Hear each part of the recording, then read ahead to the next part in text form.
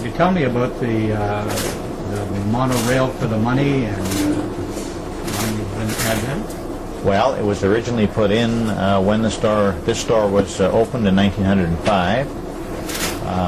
It's basically a metal box riding on rails, clipped on by what I'd like to call a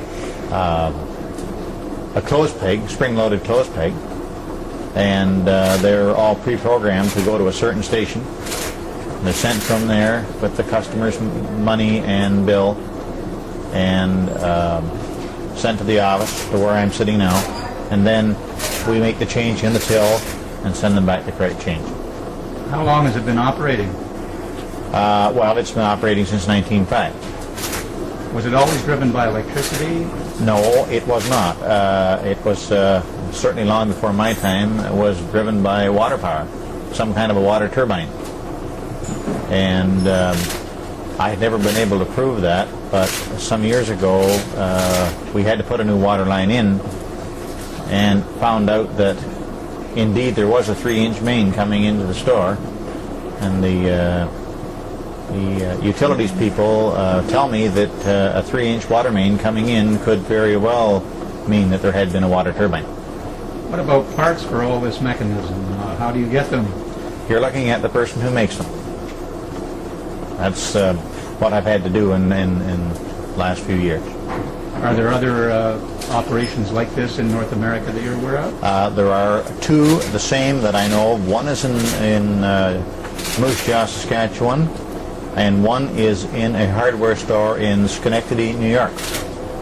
Tell me what you would do up at this end. Would you verify the slip, add it up, make change? What do you do at this end? Well, I do basically what you just said, that I do, the money comes in, I check to make sure the money and the slip tally, and usually on a bill, we write what change is tendered. Otherwise, if the sale were $9.95 and they send a $20 bill, then there'd be $20 in a circle on the bottom, so we'd know what was tendered. And it has helped in several situations. And then I would make the change from that $9.95, like $1.10 or a $10.5, and go from there. Send it back to them. This is fairly intricate machinery. Tell me about your skills in making parts and pieces.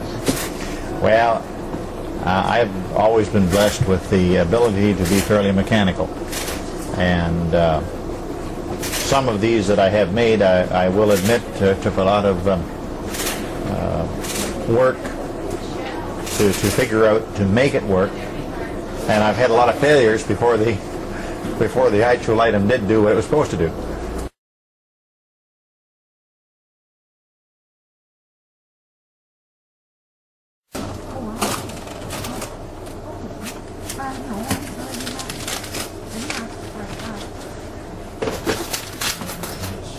No, 775, 32,